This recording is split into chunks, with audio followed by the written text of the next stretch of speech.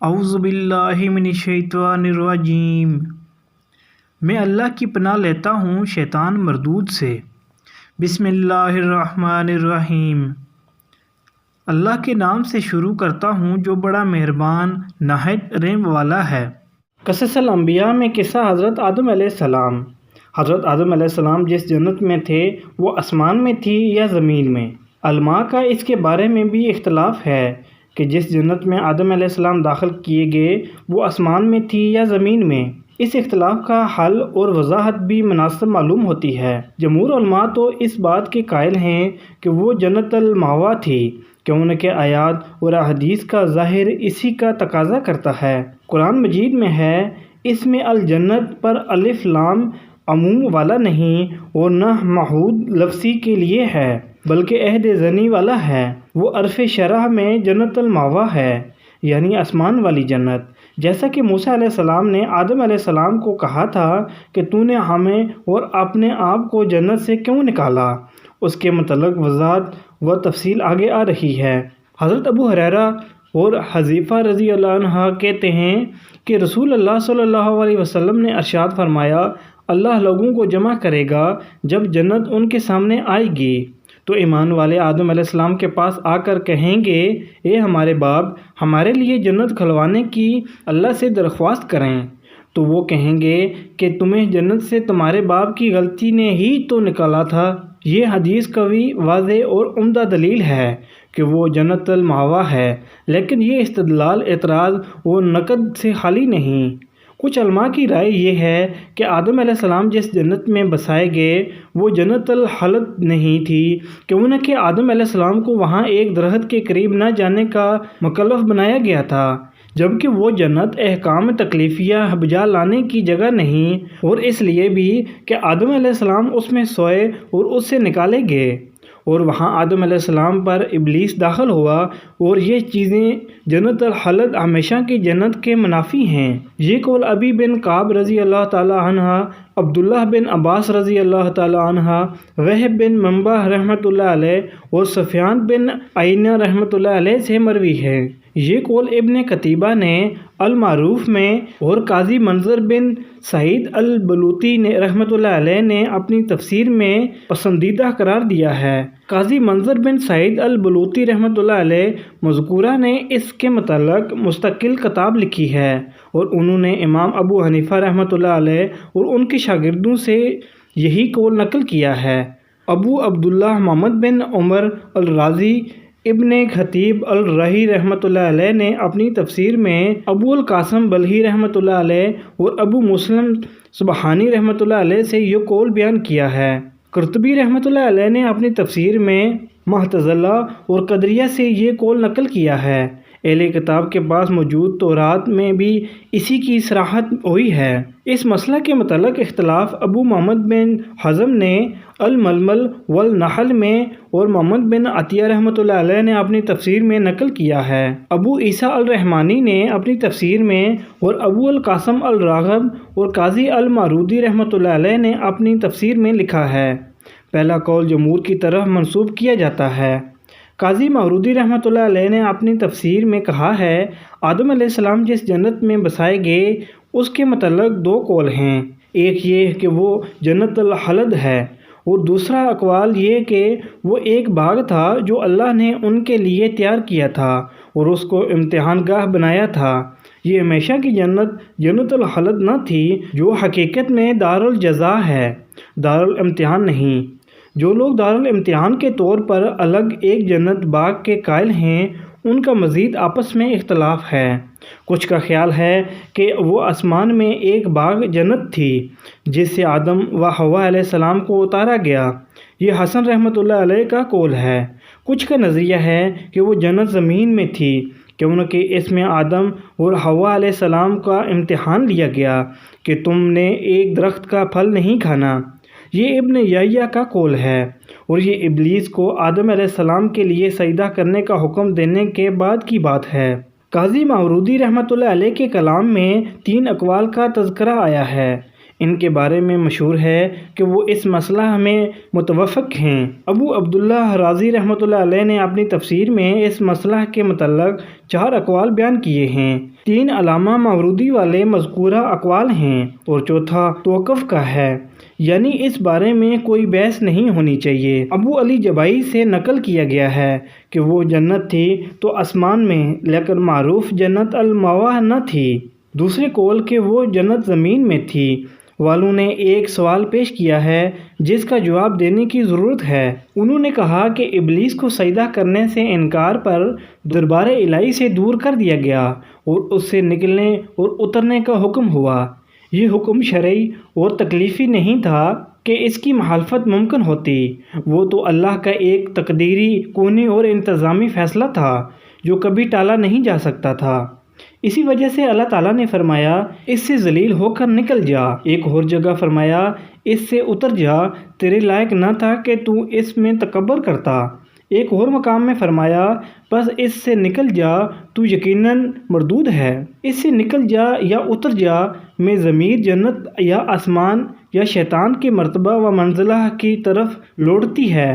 ضمیر کسی کی طرف بھی لوٹتی ہو، یہ بات واضح اور معلوم ہے کہ جس جگہ سے اسے نکالا اور دور کیا گیا ہے، اللہ کے تقدیر والے فیصلہ کے مطابق وہ وہاں نہ ٹھہر سکتا تھا، نہ وہاں سے گزر سکتا تھا۔ اور قرآن کے ظاہری الفاظ سے پتہ چلتا ہے کہ ابلیس نے آدم علیہ السلام کے لیے وسوسہ ڈالا اور اس سے ان الفاظ سے مخاطب ہوا، کیا میں تیری رہنمائی ہمیشہ کے درخت یا ایسی بادشاہت کی طرف کروں جو کبھی ختم نہیں ہوگی؟ اور اس نے کہا تمہیں تمہارے رب نے اس درخت سے صرف اس لیے روکا کہ تم فرشتے بن جاؤ گے یا ہمیشہ رہنے والوں میں سے ہو جاؤ گے، اور اس نے ان سے قسمیں کھائیں کہ میں تمہارے لیے خیر خواہوں میں سے ہوں، بس اس نے ان کو دھوکہ دے کر جھکا لیا۔ ان آیات سے صاف معلوم ہوتا ہے کہ جنت سے نکالے جانے کے بعد وہ ان کے ساتھ ایک جنت میں اکٹھا ہوا ہے۔ اس کا جواب دیا گیا ہے کہ ابلیس ان کے ساتھ گزرتے ہوئے ملا ہے، نہ کہ ان کے پاس ٹھہرتے ہوئے۔ اس نے ان کے لیے یا تو جنت کے دروازے کے پاس سے وسوسہ ڈالا ہے یا آسمان کے نیچے سے۔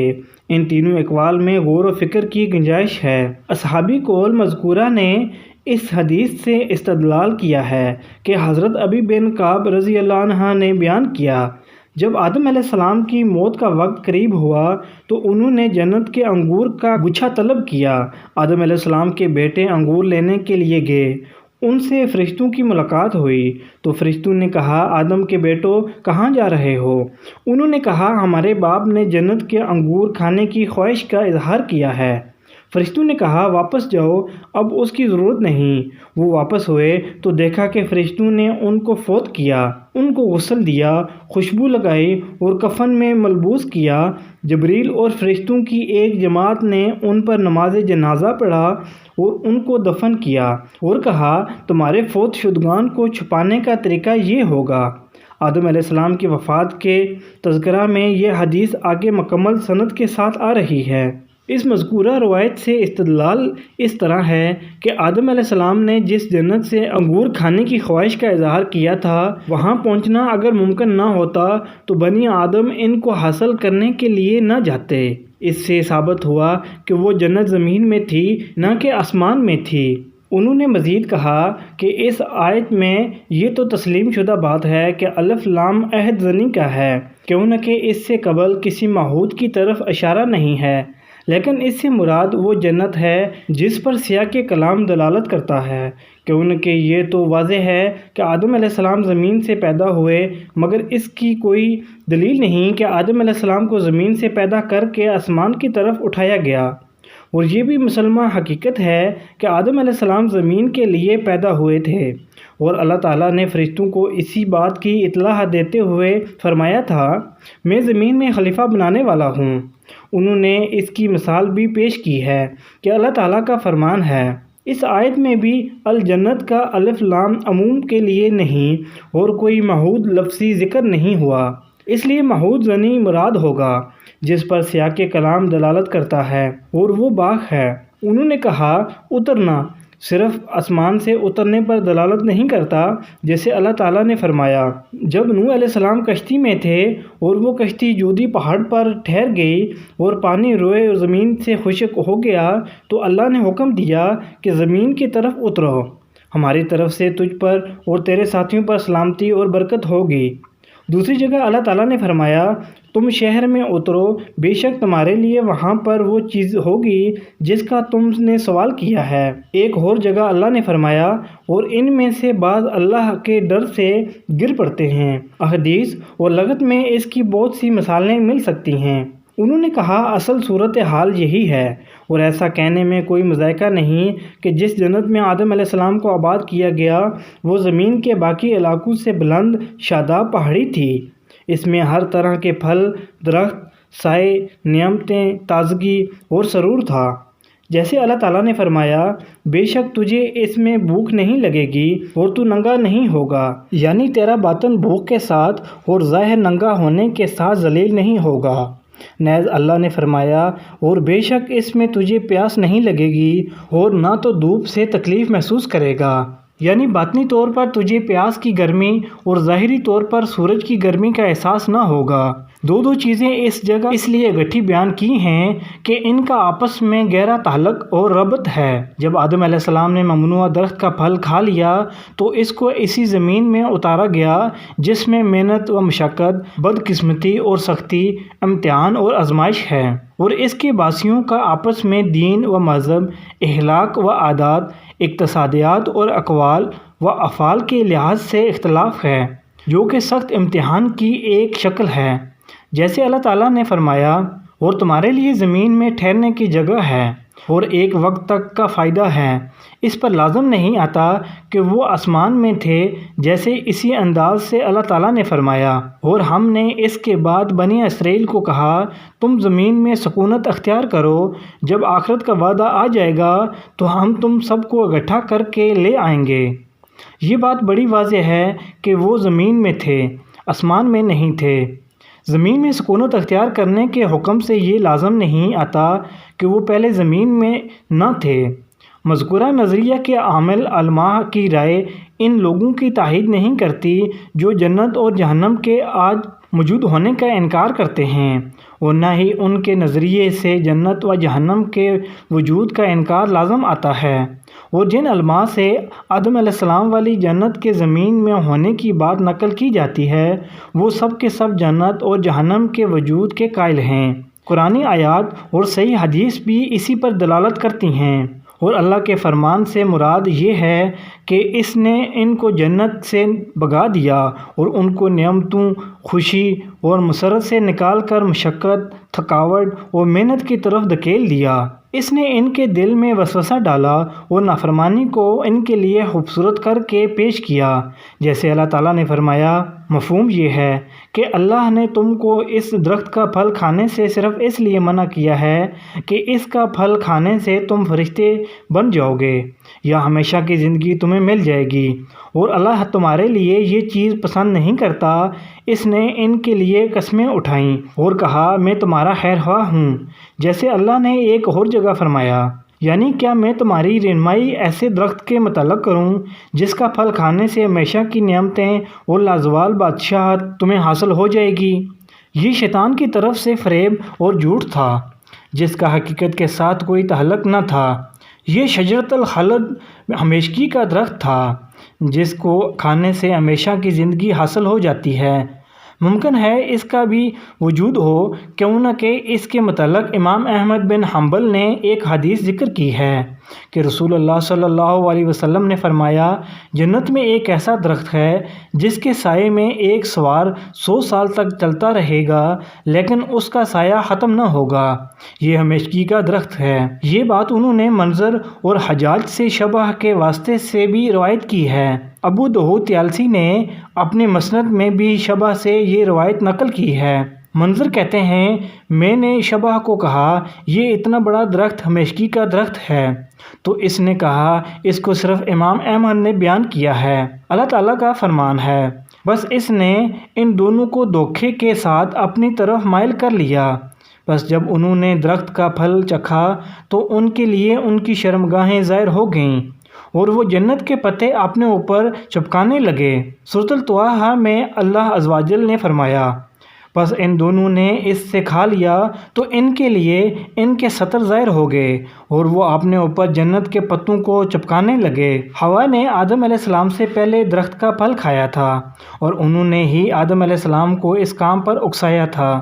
جیسے کہ مندرجہ ذیل حدیث سے مفہوم ہوتا ہے، اگر بنی اسرائیل نہ ہوتے تو گوشت کبھی خراب نہ ہوتا، اور حوا نہ ہوتی تو کوئی عورت اپنے خاوند کی خیانت نہ کرتی۔ اہل کتاب کے ہاتھوں میں جو تورات ان دنوں موجود ہے، اس میں یہ ہے کہ سب سے پہلے حوا کو ایک سانپ نے درخت کا پھل کھانے کی رہنمائی کی تھی۔ وہ سانپ بہت خوبصورت شکل میں اور بہت بڑی جسامت والا تھا، تو اس کے کہنے پر حوا نے پھل کھایا اور آدم علیہ السلام کو کھلایا۔ تورات کی مذکورہ روایت میں ابلیس کا ذکر نہیں ہے۔ اس وقت ان کی آنکھیں کھلیں اور ان کو پتہ چلا کہ وہ تو ننگے ہیں، بس انہوں نے انجیر کے پتوں سے اپنے ستر پوش بنائے۔ اس روایت میں یہ بھی ہے کہ وہ ننگے تھے۔ حضرت وہب بن منبع رحمۃ اللہ علیہ نے بھی اسی طرح کہا ہے کہ ان کی شرمگاہوں پر ان کا لباس صرف نور تھا۔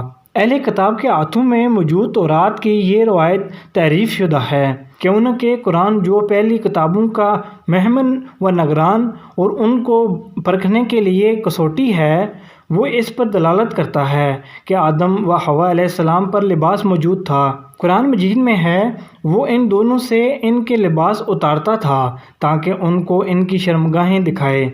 قرآن کے ان الفاظ سے تورات کی مذکورہ بات کا رد ہوتا ہے۔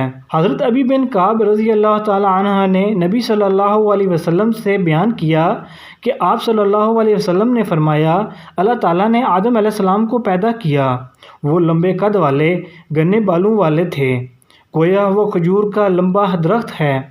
جب انہوں نے درخت کا پھل کھا لیا تو ان کا لباس ان سے اتر گیا۔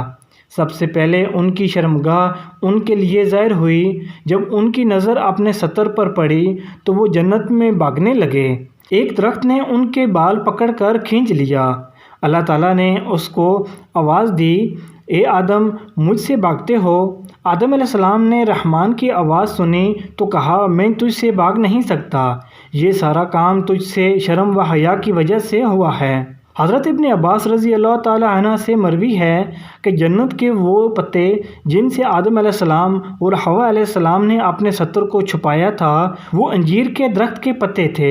ابن عباس رضی اللہ تعالی عنہ تک اس کی سند صحیح ہے۔ معلوم ہوتا ہے کہ اہل کتاب سے انہوں نے یہ بات حاصل کی ہے۔ آیت کے الفاظ عام ہیں۔ اگر ابن عباس رضی اللہ تعالی عنہ کی روایت کو صحیح تسلیم کر لیا جائے تو یہ آیت کے منافی نہیں۔ اس سے اگلی ویڈیو میں قصص الانبیاء میں قصہ حضرت آدم علیہ السلام کا قد 60 ہاتھ تھا بیان کیا جائے گا۔